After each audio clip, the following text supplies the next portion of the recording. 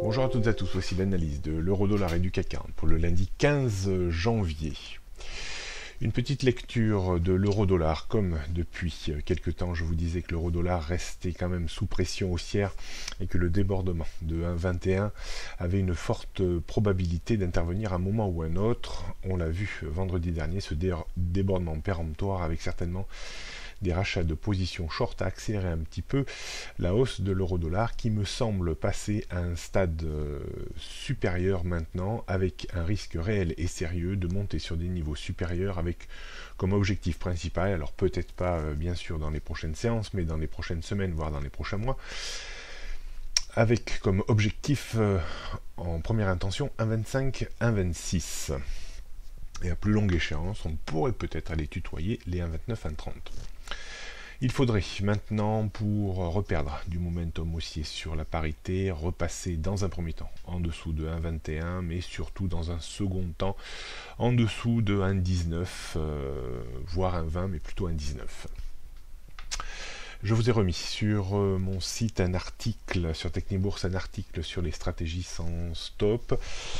Pour ceux qui ont mon livre Le Trading, c'est presque facile, je vous engage à relire la page 44. Je suivais depuis plusieurs mois sur les réseaux de trading social des stratégies sans stop qui me semblent être les stratégies les plus toxiques possibles sur le marché.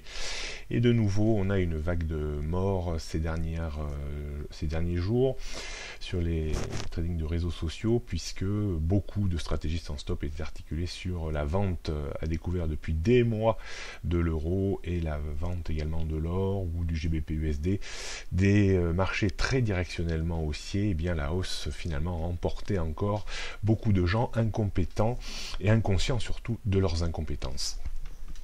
Voilà ce qu'on pouvait dire sur l'euro-dollar qui, à mon sens, devrait continuer encore à progresser.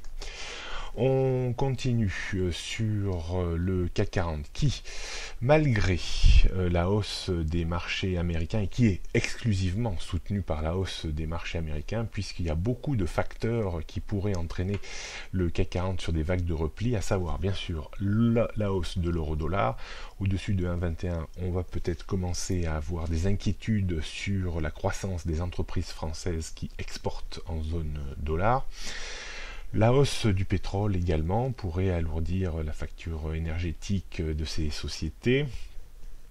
Et bien entendu, il y a toujours un risque, l'épée de Damoclès, après avoir progressé de plus de 5% dans les premiers jours de l'année, les marchés américains pourraient entamer une phase de stagnation, voire de correction baissière, qui desservirait également les desseins du CAC 40. Donc beaucoup de méfiance sur l'indice parisien, qui reste malgré tout bien orienté. Pour repasser vraiment du mauvais côté de la barrière, il faudrait casser dans un premier temps les 5475 points, avec un risque de retour dans une zone très bien stratifiée entre 5400 et 5430 points. Les réels ennuis interviendraient sur le CAC 40 sur rupture de cette zone, avec un risque de retour dans le bas de la zone, c'est-à-dire autour des points bas annuels vers les 5260 points.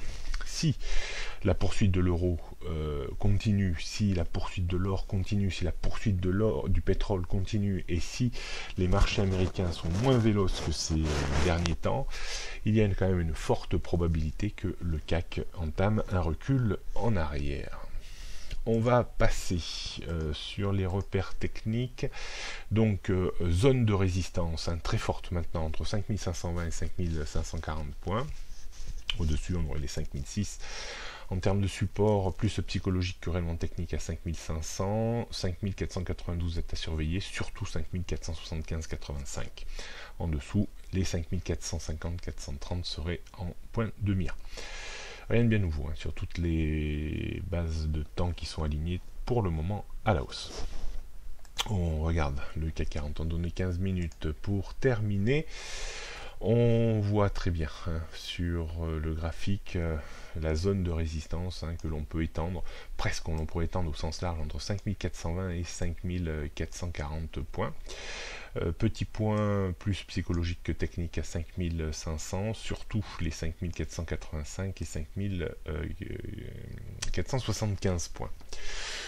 Dans une logique un peu contrarienne par rapport à l'ensemble des tendances, on pourrait se permettre de vendre dans une zone comprise entre 5505 5512 avec un stop que l'on mettrait autour des 5535 environ.